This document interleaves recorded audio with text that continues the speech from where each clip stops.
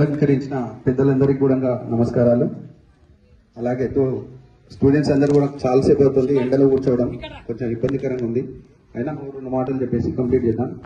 Warriors karate మనం స్థాపించి 30 years అవుతుంది.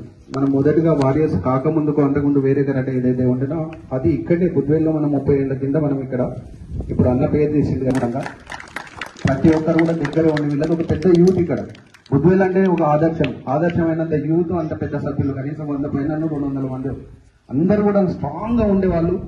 నిజం చెప్పాలంటే వీళ్ళ ఫ్రెండ్షిప్ కూడా ఎంత బాగుంటుండే అంటే వాళ్ళని చూసి మేము 25 ఇయర్స్ బ్యాక్ అక్కడ జియగడ వస్తుంటే జియగడ కొంచెం ప్రాక్టీస్ చేస్తుండే కూడా. అంటే ఆ ఫిట్నెస్ అనేది నిలబడ్డది కాబట్టి ఇప్పటి వరకు కూడా ఆయన చెప్పింది కూడా అదే 20 ఇయర్స్ బ్యాక్ మనం ప్రాక్టీస్ చేస్తే ఇప్పటిదాకా కూడా ఫిట్నెస్ ఉంటుంది. ఇప్పుడు మనం ఏదన్నా ప్రాక్టీస్ చేయాలి అంటే మనకి ఏం తెలియకపోతే ఏం చేస్తాం, ఏం చేయలేదు. అంటే బేసికలీ ఇక్కడ మీరు వైట్ బెల్ట్ ప్రాక్టీస్ చేసినా, ఎల్లో చేసినా, బ్లాక్ బెల్ట్ చేసినా అని కూడా లైఫ్ లాంగ్ మనకు ఒక ఐడియా ఉండిపోతుంది. అంటే మనకు కరాటేనే కాదు, ప్రాక్టీస్ అనేది ఫిట్నెస్ అనేది ఈ విధంగా నిలబెట్టుకోవచ్చు అనేది ఒక కరాటే ద్వారానే తెలుస్తుంది. మనం ఎలా జిమ్ పోదామన్నా లేకపోతే ఇంకెవరైనా మాస్టర్ దగ్గరికి పోదామన్నా అన్నట్టుంటే జీవితం మొత్తం కూడా మనం ఫిట్నెస్ ఏ విధంగా నిలబెట్టుకోవచ్చు అంటే మన కరాటేలో ఏంది ప్రతి అణువు ప్రాక్టీస్ అవుతుంది. బాడీలో ఉన్న ప్రతి అణువును మనం ప్రాక్టీస్ చేపిస్తాం.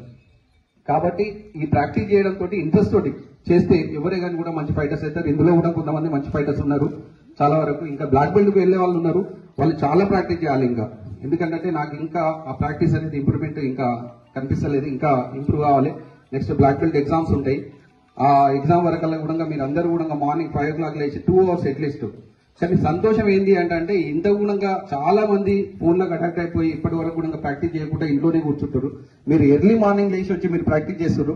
మీకు ఈ రిజల్ట్ అనేది ఇప్పుడు కనిపించకుండా ఫ్యూచర్ లో కనిపిస్తుంది. ఎందుకంటే ఒకటి హార్డ్ వర్క్ అనేది చేసేది అలవాటు అయిపోతుంది. మీకు ఇప్పుడు చిన్నతనంలోనే మీకు ఒకటి అలవాటు అయిపోతుంది. ఏంటి అంటే కష్టపడాలి అనేది. ఇప్పుడు వాళ్ళ ఇళ్లలో ఉన్నారు, మీతోటి వాళ్ళు ఎంతో మంది మీ ఫ్రెండ్స్ ఉండే ఉంటారు. వాళ్ళ ఇళ్లలో కూర్చొని ఏం చేస్తున్నారు, ఏం లేదు, ఫోన్లు చూస్తున్నారు, టైం వేస్ట్ చేసుకుంటారు.